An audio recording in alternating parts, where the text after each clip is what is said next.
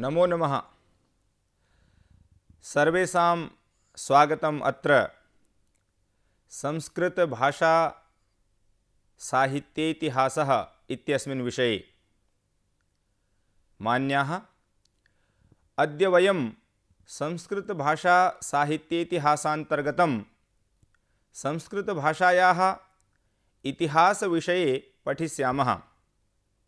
वयं सर्वेपि जानीमः एव यत् संसारस्य सर्वप्राचीनतमेयं खलु संस्कृतभाषा, या हि देववाणी, सुरवाणी, गीर्वाणवाणी इति नामभिः अपि ज्ञायते। संस्कृतभाषायां मानवसंस्कृतेः इतिहासः सुरक्षितो वर्तते।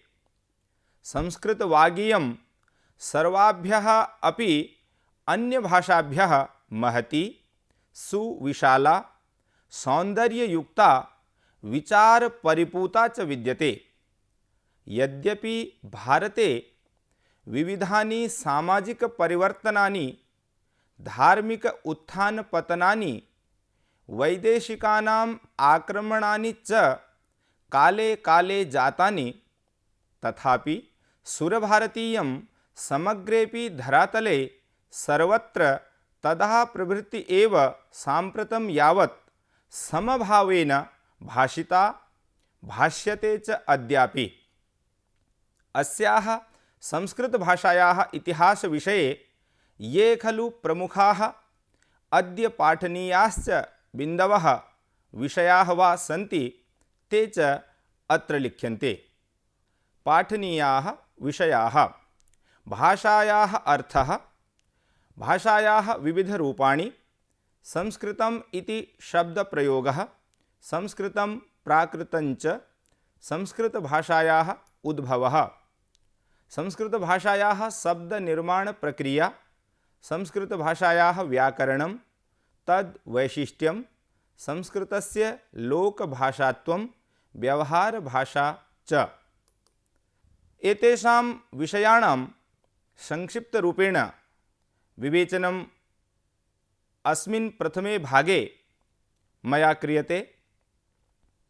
मान्याः, वयं सर्वे जानीमः मानवानाम् अस्माकं भावानां विचाराणां च पारस्परिक आदानप्रदानस्य सर्वोत्तमं साधनं नाम भाषा। भाषामाध्यमेनैव मानवः कस्यचित् विचारान् गृह्णाति, आत्मनश्च विचारान् बोधयितुं समर्थो भवति। मानवेषु भाषणशक्तिः इयम् ईश्वरीया वर्तते। तस्मादेव मनुष्यो जगतो जीवेषु उत्तमः। महाकविना दण्डिना अपि स्वीये काव्यादर्शे शब्दज्योतिस्वरूपायाः भाषायाः विषये साधु कथितं वर्तते। किं कथितम्? इदमन्धन्तमः कृत्स्नं जायेत भुवनत्रयं, यदि शब्दाह्वयं ज्योतिरासंसारं न दीप्यते। कवेः कथनम् इदं, यदि शब्दज्योतिः न स्यात् तर्हि न केवलम् एषः मृत्युलोकः अपितु अन्यदपि लोकद्वयम् अंधकारमयं संभवेत्, यदि लोकेस्मिन् आसंसारं शब्दज्योतिः नास्ति। अन्ये केचन उक्तवन्तः, वाचामेव प्रसादेन लोकयात्रा प्रवर्तते। यदि वाण्यः वाचः न भवेयुः तर्हि मानवाः परस्परं व्यवहारं कथं कुर्युः? यद्यपि ये वक्तुं न पारयन्ति तेपि व्यवहारं तु कुर्वन्ति एव। एवं वयं वक्तुं न शक्नुमः यत् यः भाषणं सम्भाषणं वा न करोति सः व्यवहारं कर्तुं क्षमः नास्ति। एवं प्रकारेण यदि अभिनयः क्रियते चेत् जलस्य सूचकः भवति। सः जनः पिपासितः तृषितः अस्ति इति सम्मुखे यः तिष्ठति सः स्वयमेव जानाति। किन्तु तथापि सम्यक् रूपेण, सुचारुरूपेण, समीचीनतया यदि अस्माभिः व्यवहारः करणीयः अस्ति तो तर्हि तत्र भाषा एव माध्यमं भवति। अतः इयं भाषा अस्माकं व्यवहारस्य आदानप्रदानस्य माध्यमरूपा भवति। भाषायाः अर्थः का नाम भाषा? भाषा शब्दः भाष व्यक्तायां वाचि अर्थात स्पष्ट भाषणम् इति धातुना निर्मितः अस्ति।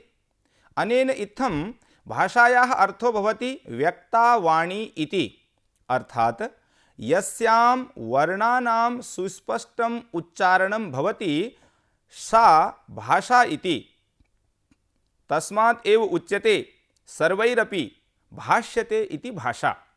भाष्यते इति भाषा लिख्यते, पठ्यते, श्रूयते इति न। अन्याः बहव्यः भाषाः तादृश्यः सन्ति याः बोली इति रूपेण उच्चार्यन्ते यत्र तत्र, किन्तु ताः भाषा अन्तर्गतं समाहिताः न। भाषायाः कृते व्याकरणम् अपि आवश्यकं, तस्यां पठनं, लेखनं, श्रवणं, भाषणम् इत्यपि आवश्यकं, किन्तु एतेषु चतुर्षु अपि भाषणं प्रमुखं। तत्र भाषायाः कौशलचतुष्टयं, चत्वारि कौशलानि उक्तानि सन्ति। प्रथमं श्रवणं सम्यक्, भाषणं तदनन्तरं, तृतीयं पठनं प्रोक्तं, चतुर्थम् अस्ति लेखनम्। एवं प्रकारेण या कापि भाषा अस्ति तस्यां भाषायां भाषणं परमावश्यकं। यदि भाषणं न क्रियते, केवलं लेखनं पठनं वा क्रियते चेत् सा भाषा इति वक्तुं न शक्यते। अतः संस्कृतस्य कृते भाषा शब्दस्य प्रयोगः प्राचीनकालात् एव जातः अस्ति। प्राचीनकालात् एव इयं व्यवहारभाषा आसीत्। यतोहि पूर्वतनाः सर्वेपि विषयाः, ग्रन्थाः वा अस्याम् एव संस्कृतभाषायाम् अलिख्यन्त। एतस्य सन्ति नैकानि प्रमाणानि। सम्प्रति अपि जनैः भाषेयं पठ्यते, लिख्यते, श्रूयते च। अथ च लोकविशेषैः काले काले संस्कृते प्रकाश्यन्ते ग्रन्थाः, लिख्यन्ते कविताः, काव्यानि विरच्यन्ते च। न केवलम् एतावदेव, अपितु अद्य वयं कोटिशो जनान् यत्र तत्र सर्वत्र वीथिषु, चत्वरेषु, गृहे, आपणेषु, विश्वविद्यालयेषु, महाविद्यालयेषु दूरभाषमाध्यमेन यत्र तत्र रेलयाने, लोकयाने वा संस्कृतभाषा माध्यमेन सम्भाषणं कुर्वाणं द्रष्टुं शक्नुमः। भाषायाः विविधानि रूपाणि। भाषायाः यथा नैकानि अभिधानानि, नामानि वा विद्यन्ते, तथैव अस्याः संस्कृतभाषायाः अथवा भाषायाः रूपाण्यपि अनेकानि सन्ति। भाषा वाक् च अस्याः रूपद्वयम्, अव्यक्तम् एकं रूपं, व्यक्तं च द्वितीयं रूपं। तत्र अव्यक्त व्यक्तयोः वर्णनं विधीयते मया। अव्यक्तवाचः स्थितित्रयं भवति। या परा वाक्, पश्यन्ती वाक्, मध्यमा वाक् इति एवं प्रकारेण व्यक्तायाः वाचोः एकं रूपं भवति। तद्रूपं वैखरी वाक् इति। यथा केचन विद्वांसः वदन्ति, वैखरी वाक् प्रकटन चतुरेण अनेन कविना इति एवं प्रकारेण एतादृशमेव वाक्यं मद्गुरुभिः प्रोफेसर् वेदप्रकाश शास्त्री महाभागैः अपि तत्र मम प्रथमपुस्तकस्य प्रकाशनावसरे उल्लिखितम् आसीत्। वयं मानवाः यां वाचं वदामः सा वैखरी वाक् इति उच्यते। अत्र वाक् तत्त्वस्य विविधघटकानां वर्णनं इत्थं भवन्तः द्रष्टुं शक्नुवन्ति।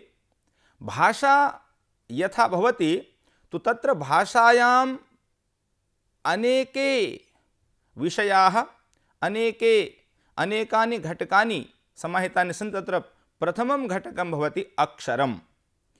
अक्षरम् अर्थात् यस्य क्षरः, क्षरणं, नाशनं भवितुं नार्हति। वयं सामान्यतः तस्य कृते वर्णः इत्यपि प्रयोगं कुर्मः, यथा अ, क, ख, क्ष, त्र, क, ख इत्यादि। अनन्तरं द्वितीयः क्रमः अस्ति प्रातिपदिकम्। प्रातिपदिकम् अर्थात् वर्णानां मेलनेन निर्मितः कश्चन शब्दः यथा राम एवं प्रकारेण बालक वृक्ष विद्यालय इत्यादि। तदनन्तरं पदं व्याकरणे तत्र पाणिनिना उक्तं पदस्य सूत्रं शुप्तिगन्तं पदं सुबन्तञ्च तिङन्तञ्च पदसंज्ञं स्यात् इति एवं प्रकारेण। तदनन्तरं पदस्य अनन्तरं पदम् अर्थात् अपदं न प्रयुञ्जीत एवमपि वैयाकरणाः वदन्ति, पाणिनिना एव प्रोक्तमस्ति अथवा पतञ्जलिना उक्तं स्यात्। यथा राम इति हिंदी भाषायाम् उच्यते, परन्तु अत्र संस्कृते संबोधने अत्र राम इत्यस्य रूपं भवति, किन्तु यत्र विभक्तिः नास्ति तत्पदं तु प्रातिपदिकं। तो तत्र पदम अर्थात राम इति प्रातिपदिकस्य रामः इति प्रथमायाम् एकवचने इति पदं रामः इति एकं पदम्। अनन्तरं वाक्यं, वाक्ये विभिन्नानां पदानां समूहः भवति, विभिन्नैः पदैः वाक्यस्य निर्माणं भवति। यथा रामः फलं खादति, सुरेशः विद्यालयं गच्छति इति एकं वाक्यम्। अनन्तरं एतेषाम् एव वाक्यानां कश्चन विशिष्टः समूहः यत्र क्रमबद्धरूपेण विभिन्नानि वाक्यानि लिख्यन्ते, तत्र बिन्दूनां पूर्णविरामस्य अल्पविरामस्य विभिन्नभाषायाः ये नियमाः सन्ति तेषाम् अनुसरणं क्रियते। वाक्यानां समूहः अनुच्छेदः, अनुच्छेदानां समूहः यथा वयं गद्यम् उपन्यासः निबन्धः इति वदामः तद्वत्। अनन्तरं भाषा, वाक्यानां समूहः एव वयम् आदिनं प्रातः कालात् सायङ्कालपर्यन्तं विभिन्नवाक्यानि वदामः, तेषां वाक्यानां मेलनेन एव भाषायाः निर्माणं भवति। तो एतानि सन्ति प्रमुखरूपेण भाषायाः घटकानि। भाषाविज्ञाने संस्कृतस्य किं स्थानमस्ति इति विचारयामश्चेत्, भाषाविज्ञानपण्डितानां मतानुसारं हि आर्यभाषा सेमेटिक् भाषा चेति द्वयोः एव भाषयोः व्यवहारकर्तारो जनाः सभ्यतां संस्कृतिञ्च सृष्टवन्तः इति। आर्यभाषापि पाश्चात्यपौरस्त्यभेदेन द्विविधा। अस्मिन् आर्यभाषायाः पाश्चात्यप्रवेदे यूरोप देशस्य प्राचीनाः आधुनिक्यश्च ग्रीक लैटिन फ्रेंच जर्मन आंग्ल प्रभृतयो भाषाः समायान्ति। पूर्वोक्तायाः आर्यभाषायाः पौरस्त्यप्रवेदे ईरानी भाषा संस्कृत भाषा च समागच्छतः। तो अत्र संस्कृत भाषायाः चर्चा जाता। एवं ईरानी भाषेयं हि जेन्द अवेस्ता इति नाम्ना व्यवह्रियते, यत्र पारसीकानां धर्मग्रन्थाः निबद्धाः। संस्कृत भाषायां च अस्माकं भारतीयानां धर्मग्रन्थाः वेदाः पुराणानि इत्यादीनि निबद्धाः सन्ति इति प्रतीतमेव वयं सर्वे जानीमः। तस्य अपि वर्णनम् अहम् अग्रे करिष्यामि। संस्कृतम् इति शब्दप्रयोगः, भाषा इतः पूर्वं भाषायाः चर्चा क्रियते स्म अस्माभिः, तो तर्हि कदा आरभ्य भाषायाः स्थाने संस्कृतम् इति पदस्य प्रयोगः जातः इति प्रश्नः मनसि समुदेति। एवं प्रकारेण प्रश्ने समुदिते सति अस्माभिः विचारितं, तो तत्र विभिन्नग्रन्थानाम् अध्ययनेन ज्ञातं संस्कृतम् इति पदं सं क्रीक् त इति व्युत्पादितमस्ति। एतत्तु वैयाकरणाः अन्ये च सामान्याः सर्वे विजानन्त्येव। भाषारूपार्थे शब्दस्य प्रयोगः प्रथमतः वाल्मीकिरामायणे एव दृश्यते, यतोहि वाल्मीकिरामायणं हि लौकिककाव्येषु। तत्र सुन्दरकाण्डे यदा अशोकवाटिकायां सीता निवसति, रावणः सीतायाः हरणं कृत्वा अशोकवाटिकां नीतवान्। तो तत्र स्थितां सीतां विलोक्य हनुमान् वदति, महर्षि वाल्मीकिः हनुमतः मुखात् एतत् पद्यम् उच्चारयति, यदि वाचं प्रदास्यामि द्विजातिरिव संस्कृतां रावणं मन्यमाना मां सीता भीता भविष्यति। अत्र अस्मिन् पद्ये संस्कृतां वाचं, वाक् शब्दस्य द्वितीयायाम् एकवचने वाचं, तो तस्य एव विशेषणं संस्कृतां। संस्कृताम् अर्थात् एकः अर्थः भवति परिष्कृतां विशुद्धां परिशुद्धां वाचं वाणीम् अर्थात का नाम परिशुद्धा विशुद्धा वाक्, तो सा संस्कृतम्। संस्कृतं परिष्कृतम् इति। तो अत्र महर्षि वाल्मीकिना सर्वप्रथमं स्वीये आदिकाव्ये रामायणे संस्कृतं संस्कृताम् इत्यस्य पदस्य प्रयोगः कृतः इति वयम् इतः जानीमः। ततः पूर्वं तु भाषा शब्दः एव व्यवह्रिते स्म। यास्केन पाणिनिना च अपि लोक व्यवहृत भाषार्थे भाषा शब्द एव व्यवहृतः। तद्यथा निरुक्ते यास्काचार्यः लिखति भाषायाम् अन्वध्यायञ्च इति।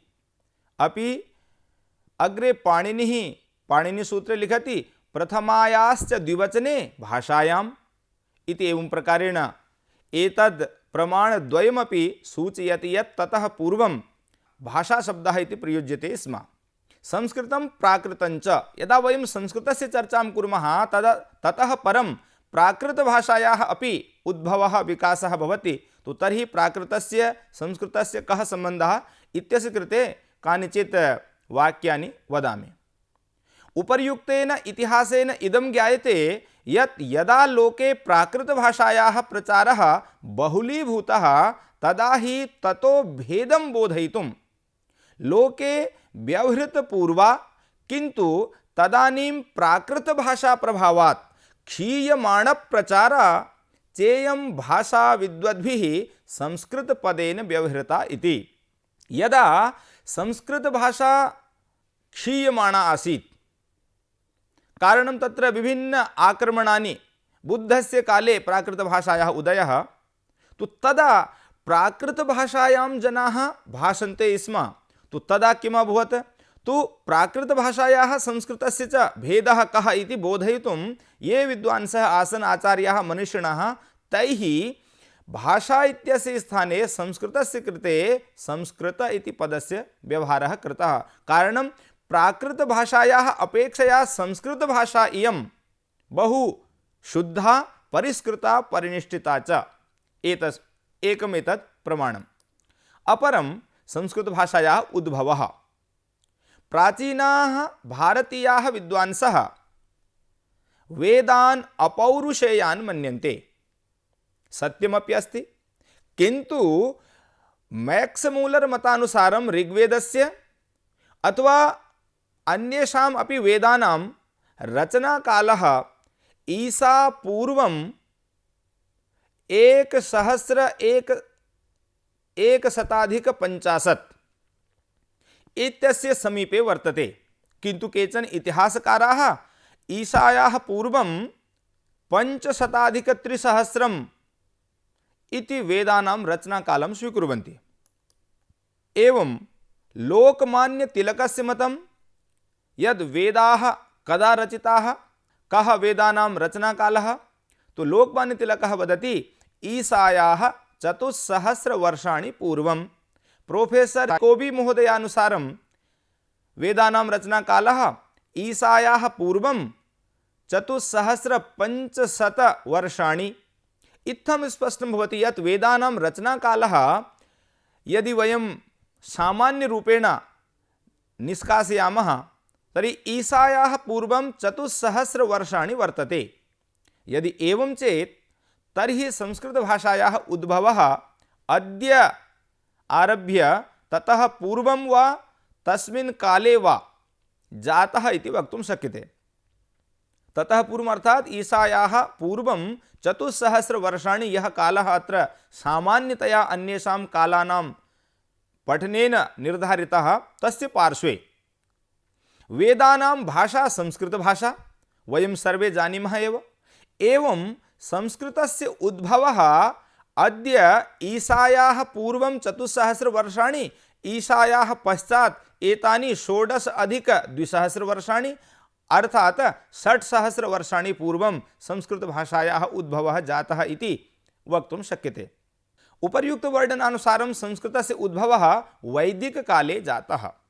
यदा वेदानां रचना, यदा वेदाः ऋषिभिः साक्षात्कृताः, यतोहि ऋषयो मन्त्रद्रष्टारः न तु सृष्टारः इत्यपि केचन विद्वांसः वदन्ति, तदनुसारं तो तस्मिन् काले वेदानां रचना।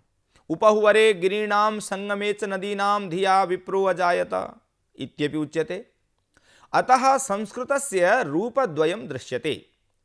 कीदृशं रूपद्वयं? तद्यथा अत्र भवन्तः पश्यन्तु, संस्कृतं वैदिकं संस्कृतं, लौकिकं संस्कृतं।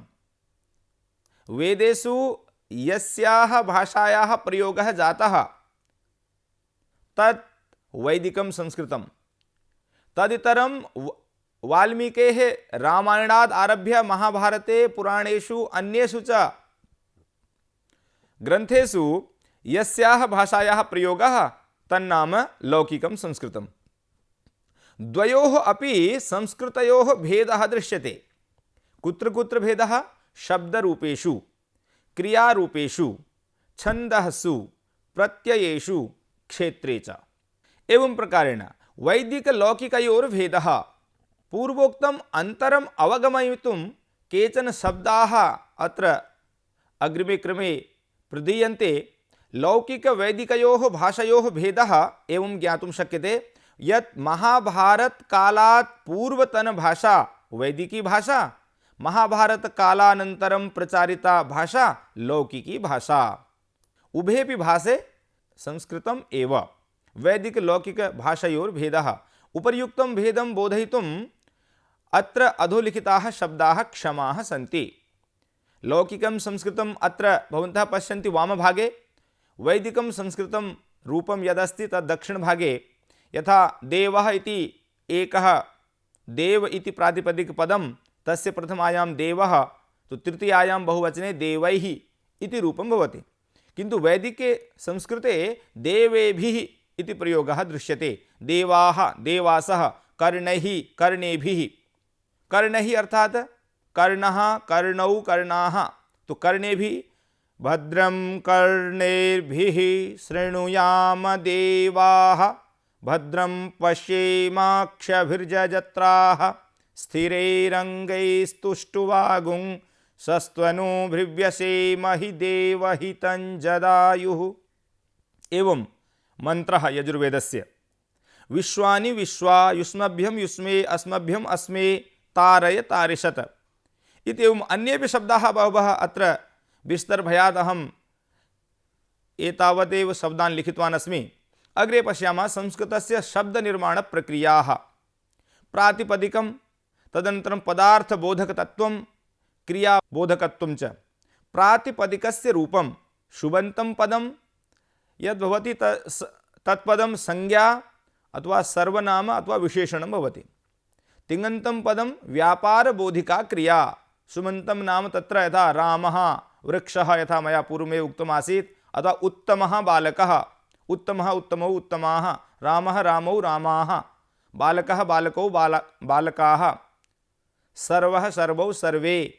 एवं तिङन्तं पदं पठति पठतः पठन्ति एवं प्रकारेण। सुप्तिङन्तं पदं यत् पूर्वम् उक्तमेव। शुबन्त तिङन्त पदयोर्विस्तारः। शुबन्तस्य 21 रूपाणि। यथा अत्र वचनत्रयं विभक्ति सप्तकं, तो सप्त गुणितं त्रीणि यदि क्रियते चेत् तत्र 21 इति भवति। यथा रामशब्दस्य 3 वचनेषु 7 विभक्तिषु रूपाणि लिखामश्चेत् तानि 21 रूपाणि भवन्ति। एवं प्रकारेण असंख्य रूपाणां रचना भवितुमर्हति, पदानां रचना भवितुमर्हति इति कथनस्य अभिप्रायः। अग्रे तिङन्तपदस्य 90 रूपाणि भवन्ति। पुरुष वचन पुरुषत्रयं वचनत्रयं 10 लकाराणां च अनुरोधात् इति 90 रूपाणि। अनन्तरं परस्मैपद आत्मनेपद व्यवस्थायाश्च वशात् प्रत्येकं क्रियायाः 80+100 रूपाणि भवन्ति। तत्र प्रायः 200 धातवः सन्ति इति वयं सर्वे जानीमः एव। तो तदनुसारं यदि वयं गणनां कर्तुं शक्नुमः चेत् अनेकानि रूपाणि भवेयुः तत्रापि। कालविधानं। संस्कृतभाषायां क्रियाणां कालविधानाय 10 लकाराणां प्रयोगो भवति। अन्यभाषासु तथा न दृश्यते। तस्मादेव कारणात् संस्कृतस्य वैलक्षण्यं वैशिष्ट्यं च अन्यभाषाभ्यः। ते 10 लकाराः के इति लट् लोट् लङ् लृट् विधिलिङ् लुङ् लिट् लुट् लृङ् आशीर्लिङ् च एते 10 लकाराः। अत्र एतदपि अवधेयं यद्यपि विशुद्ध संभाषणाय एतेषां 10 लकाराणाम् अपि प्रयोगः नूनम् आवश्यकः, किन्तु सामान्य यदि कश्चन जनः प्रारम्भिकस्तरे वक्तुम् इच्छति अथवा अस्माकं गृहे कश्चन बालः संस्कृतभाषा भाषी भवितुम् इच्छति तर्हि तत्र 5 लकाराणां प्रयोगेण अपि वयं सामान्य संस्कृतसम्भाषणं कर्तुं शक्नुमः पाणिनिपरिधौ एव। अत्र द्वितीयम् एतदपि अत्र बोध्यं यत् लेट् लकारस्य प्रयोगः केवलं वेदे एव। संस्कृतस्य वैशिष्ट्यम् अन्यभाषाणाम् अपेक्षया संस्कृतभाषा न केवलं सर्वप्राचीना प्रत्युत सर्वविशिष्टा वर्तते। यतोहि भाषायाम् अस्याम् अद्भुतं शब्दनिर्माणसामर्थ्यं शब्दबाहुल्यं च विद्यते। तद्यथा वयम् अग्रे शब्दान् पश्यामः। लिङ्गनिर्धारणवैशिष्ट्यं यथा स्त्रीलिङ्गे महिलायाः कृते महिला इति आकारान्तं स्त्रीलिङ्गम्, अनन्तरं कलत्रम् इति नपुंसकलिङ्गशब्दः अपि महिलायाः एव पर्यायः, अनन्तरं जलस्य कृते जलं सलिलं कीलालं पयः नीरम् अम्बुः तोयः इत्यादि विभिन्नपदानि।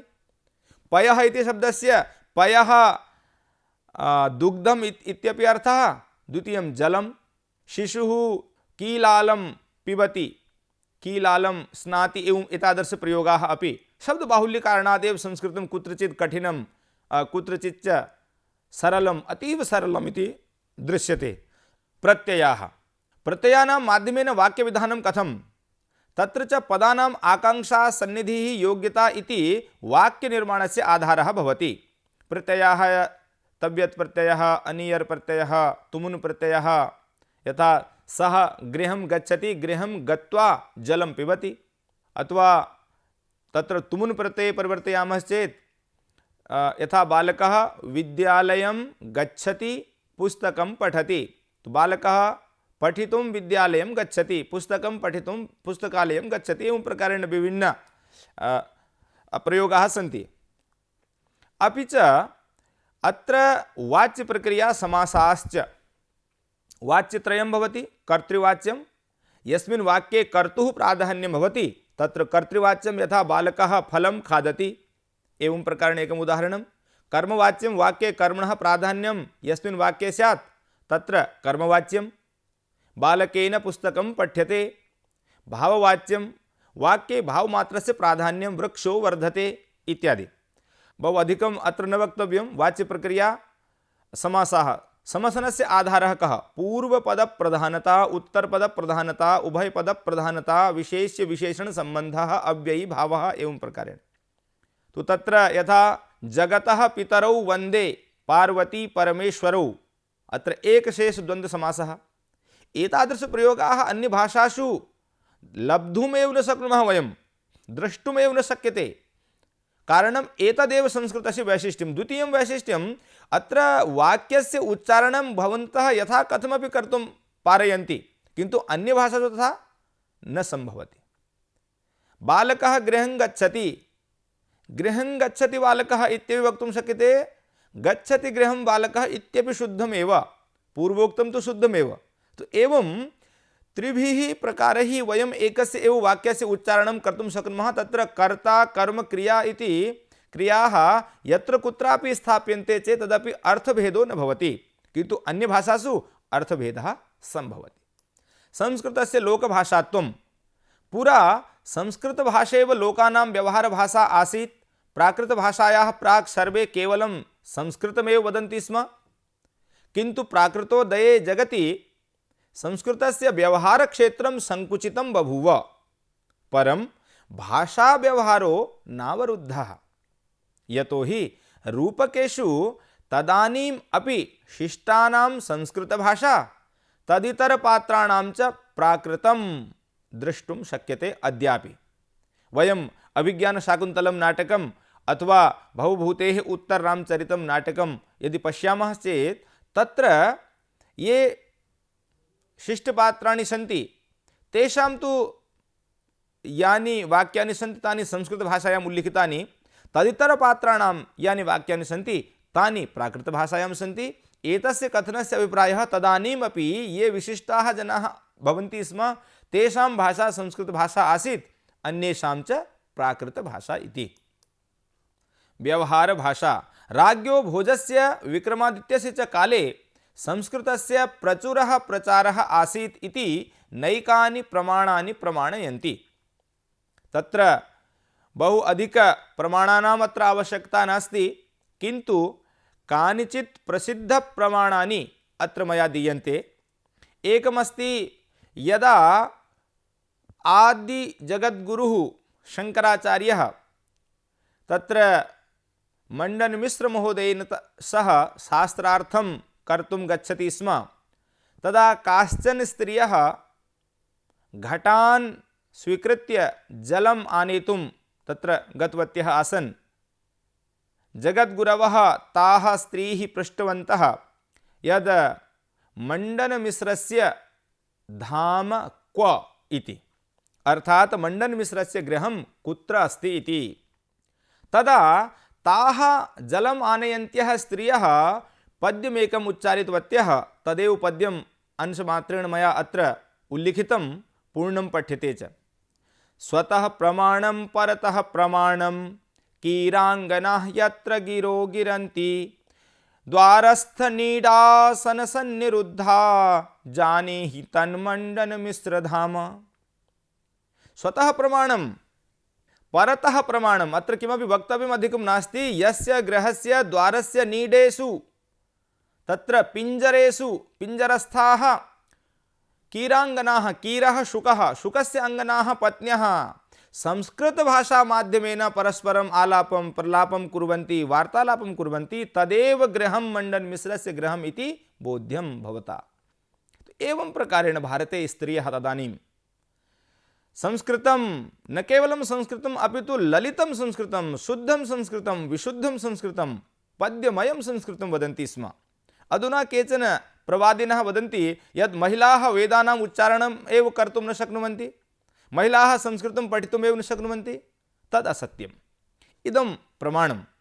अनन्तरं यदा राज्ञः भोजस्य राज्ये कश्चन एकः कविः आगत्य श्लोकनिर्माणं कृतवान्, राजा वदति अहं प्रसन्नः अस्मि, भवान् वदतु किमिच्छति।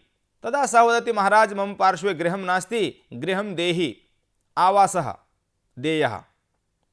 तदा राजा स्वसचिवम् आदिशति यत् सचिववर्य भवान् शीघ्रमेव गत्वा तादृशं गृहं पश्यतु यत्र वसन् कश्चित् जनः संस्कृतं न वदति अथवा सामान्यं संस्कृतं वदति अथवा तत्र शुद्ध संस्कृत संभाषणे क्षमः नास्ति, तो तम् अपसार्य तद्गृहम् एतस्मै विदुषे कवये दातव्यम् इति। तदा सचिवः यत्र तत्र भ्रमति, सर्वत्र गच्छति, सर्वे संस्कृतमेव वदन्ति। सः एकं कुविन्दं, यः वस्त्राणां निर्माणं करोति स्म, वस्त्रवयनं करोति, तस्य पार्श्वे गत्वा सम्भाषणं करोति। तो तदा तं वदति यत् भवता इतः गन्तव्यं, यतोहि भवान् काव्यं कर्तुं न शक्नोति, अतः राज्ञः आदेशः यत् अत्र कश्चित् कविः वत्स्यति इति। तदा सः रोदनं कुर्वन् राज्ञः समीपम् आगत्य निवेदयति यद् हे राजन्, काव्यं करोमि नहि चारुतरं करोमि, यत्नात् करोमि यदि चारुतरं करोमि। भूपालमौलिमणिमण्डितपादपीठ हे साहसाङ्क कवयामि वयामि यामि। एतस्य पद्यस्य अन्तिमायां पङ्क्तौ कवयामि वयामि यामि इति एवं प्रकारेण विविधाः अलङ्काराः अत्र, आलङ्कारिका भाषा, ललिता भाषा, हृद्या भाषा, रमणीया भाषा, दिव्या भाषा, भव्या भाषा। कुविन्दः सामान्यः जनः यः वस्त्राणां वयनं करोति सः अपि एतादृश पद्यानां निर्माणं करोति स्म तदानीम्। अन्यच्च एकः इतोपि प्रसङ्गः अस्ति, सूक्ष्मरूपेण वदामि। राजा निरीक्षणार्थं गतः एकः भारवाहकः काष्ठस्य भारं शिरसि निधाय गच्छति स्म। तदा राज्ञः मुखात् प्रयोगः कश्चन आगतः, किं भारं बाधति? एवं प्रकारेण बाधातो बाधति बाधते इत्यत्र अशुद्धं प्रयोगं निशम्य सः भारवाहकः राजानं वदति, भारं न बाधते राजन् यथा बाधति बाधते। भारो न बाधते राजन्, हे राजन्, भारः मां तथा न पीडयति यथा भवता उच्चारितः अयम् अशुद्धः प्रयोगः बाधति इति। अपरः एकः प्रसङ्गः कादम्बर्यां, यदा काचित् चाण्डालकन्या पिञ्जरस्थं शुकशिशुम् आदाय राजानं वदति, अहो महदाश्चर्यम्, एषः शुकशिशुः संस्कृतं भाषते, संस्कृतस्य पद्यानाम् उच्चारणं करोति। तदा सः राजा वदति, किमत्र चित्रम्? अरे अत्र विचित्रं किम्? अर्थात् यस्य राज्ञः राज्ये सर्वेपि जनाः, सर्वेपि कर्मचारिणः सदैव संस्कृतमेव वदन्ति, तत्र यदि शुकशिशुः संस्कृतं वदति चेत् किम् आश्चर्यम्? तो एवं प्रकारेण भारतस्य यः इतिहासः अस्ति तत्र तेन ज्ञायते यत् संस्कृतभाषा प्राचीनकाले सर्वेषां जनानां व्यवहारभाषा आसीत्। अस्मिन् प्रसङ्गे अहम् इदानीन्तन भारतस्य स्थितिं वक्तुम् इच्छामि। इदानीमपि भारते तत्र महाराष्ट्रादि प्रान्तेषु ग्रामचतुष्टयम् अस्ति, यत्र सर्वे जनाः संस्कृतमेव वदन्ति सर्वदा। अपि च उत्तराखण्डे अपि ग्रामद्वयं, कुमाऊं मण्डलस्य बागेश्वर जनपदे भन्तोला इति ग्रामः, गढ़वाल मण्डलस्य चमोली जनपदे किमोठा इति ग्रामः, एतौ द्वौ अपि ग्रामौ संस्कृतग्रामौ इति उत्तराखण्ड सर्वकारेण घोषितौ। उत्तराखण्ड संस्कृत अकादमी माध्यमेन तयोः द्वयोः अपि ग्रामयोः कृते एकः शिक्षकः अपि नियुक्तः आसीत्, इदानीं नास्ति। अपि च उत्तराखण्ड राज्यं निखिलस्यापि जगतः तादृशं प्रथमं राज्यं सञ्जातं यस्य राज्यस्य द्वितीया राजभाषा इयं देववाणी संस्कृतभाषा एव अस्ति। तत्र 10+200तमे वर्षे तत्कालीन सर्वकारेण अस्य एकः शासनादेशः अपि निस्सारितः वर्तते। उपसंहारः अस्य पाठस्य, उपर्युक्तैः तथ्यैः प्रमाणैश्च इदं सुस्पष्टं भवति यत् प्राचीनकाले सुरवागीयं लोकभाषापदे प्रतिष्ठिता आसीत्, यथा पूर्वं तथैव अद्यापि संस्कृतभाषेयं निखिलेपि धरणीतले, निखिलेपि जगति कोटिशो जनैः परमया श्रद्धया भाष्यते, श्रूयते, गीयते, चीयते, दृश्यते, समाद्रियते, लिख्यते, पठ्यते च। बहुछात्राः इत्थं संक्षिप्तरूपेण अद्य भवद्भिः संस्कृतभाषायाः इतिहासविषये पठितम्। संस्कृतसाहित्यस्य इतिहासं वयम् अग्रिमभागेषु